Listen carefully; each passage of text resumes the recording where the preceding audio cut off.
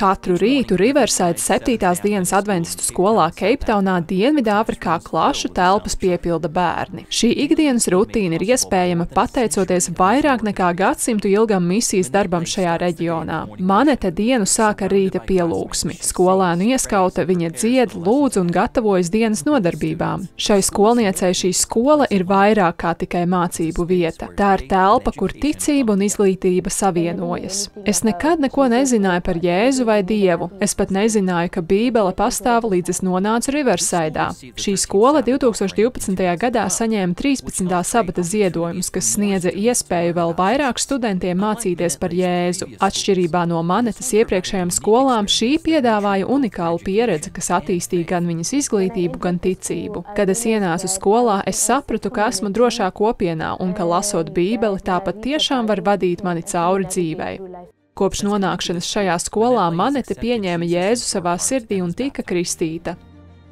Viņas stāsts ir viens no daudziem, kas atspoguļo ilgstošo 7. dienas adventistu misijas ietekmi Dienvidāfrikas Indijas okeāna reģionā. 7. dienas adventistu draudzes saknes šajā reģionā atrodams 19. gadsimta beigās. Pirmie misijas darbinieki ieradās Dienvidāfrikā 1887. gadā, un viņus vadīja Pīters Vesles un Asā Robinsons. Viņu apņēmības rezultātā tika nodibināta Klērmontas koledža, vēlāk pārdēvēta par Hilderbergas koledžu, kas kļuva par pamatu draudzes vadītāju un pedagogu apmācībai. Misijai paplašinoties, adventisti devās uz Zambiju un Zimbabvi 20. gadsimta sākumā. Liels pagrieziena punkts bija Selūsija misijas dibināšana 1894. gadā, kas bija pirmā adventistu misijas stacija ārpus Ziemeļamerikas. Laika gaitā Selūsija misija attīstījās par Selūsiju universitāti, tā sniedzot ieguldījumu izglītībā un kalpošanā. Visā reģionā draudze izplatījās caur skolām, slimnīcām un evaņģelizāciju. Neskatoties uz izaicinājumiem, 7.